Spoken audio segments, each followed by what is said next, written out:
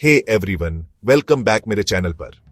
आज मेरे पास है एक थ्रिलिंग लव स्टोरी आप सबके लिए, प्रिया और राहुल की वो अनफॉरगेटेबल रात। तो चलो शुरू करते हैं। सब शुरू हुआ प्रिया से, जो घिरी हुई थी कुछ क्यूरियस लड़के और लड़कियों से। उनमें से एक लड़के ने उससे पूछा, प्रिया, जिस लड़के के साथ तुम प्लानिंग कर रही हो, क्या वो तुम्हारा बॉयफ्रेंड है? प्रिया ने प्यार से स्माइल किया और कहा, कुछ वैसा ही समझ लो। उसके आसपास के लड़के डिसअपॉइंटेड दिखे और एक लड़की ने पूछा, प्रिया, कौन है वो, बताओ ना हमें। पर प्रिया ने जवाब दिया, सॉरी गाइस, मैं अभी कुछ नहीं कह सकती क्योंकि मुझे खुद नहीं पता कि वो मेरे बारे में क्या फील करता है। सब चौंक कर चिल्लाए, क्या? एक लड़की ने कहा, आर यू सीरियस? मुझे तो यकीन नहीं हो रहा। इससे पहले कि वो और कुछ पूछते, स्कूल में एक अनाउंसमेंट हुई, अटेंशन एवरीवन, खराब मौसम की वजह से स्कूल जल्दी बंद हो रहा है। प्लीज फौरन घर चले जाओ और अगले 5 दिन घर के अंदर ही रहना, मौसम बहुत खराब रहेगा। जैसे ही अनाउंसमेंट खत्म हुई, स्कूल की घंटी बजी और स्टूडेंट्स ने जल्दी जल्दी अपने बैग्स पैक किए और घर की तरफ निकल गए। आसमान काला हो गया, बादल गरजने लगे और जल्द ही घोर अंधेरा छा गया। राहुल अकेले घर जाता हुआ दिखा। आसमान की तरफ देखकर बोला, ये मौसम तो और खराब होता जा रहा है, मुझे जल्दी करनी होगी।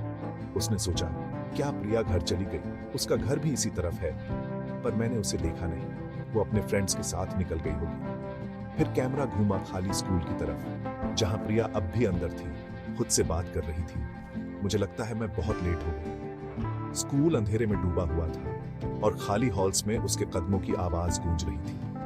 प्रिया स्कूल गेट तक पहुंची और देखा कि वो लॉक्ड है।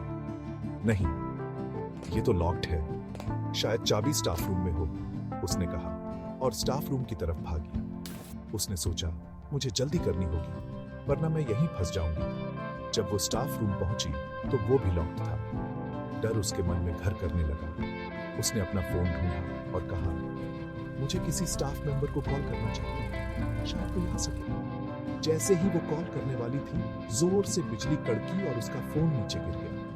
वो चीखी और अपने कान बंद करके एक कोने में दुबक गई।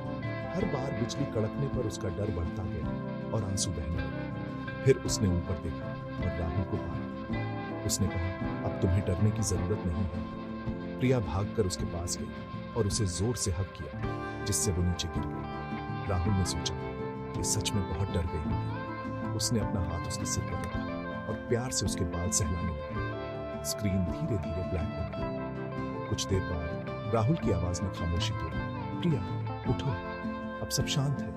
प्रिया ने धीरे से आंखें खोली। वो एकदम से उठ बैठी, शर्माते हुए, मैं कितनी देर ऐसे ही थी। राहुल ने स्माइल किया और कहा, 2 घंटे से।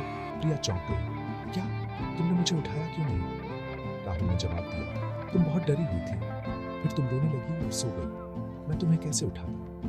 वो खड़ा हुआ। प्रिया ने पूछा, अब तुम कहाँ जा रहे हो? राहुल ने जवाब दिया, हम पूरी रात यहीं तो नहीं गुजार सकते हैं ना? और इसी के साथ प्रिया और राहुल की ये थ्रिलिंग रात खत्म होती है। Thanks for watching everyone. Like, comment और सब्सक्राइब करना मत भूलना और भी अमेजिंग स्टोरीज के लिए।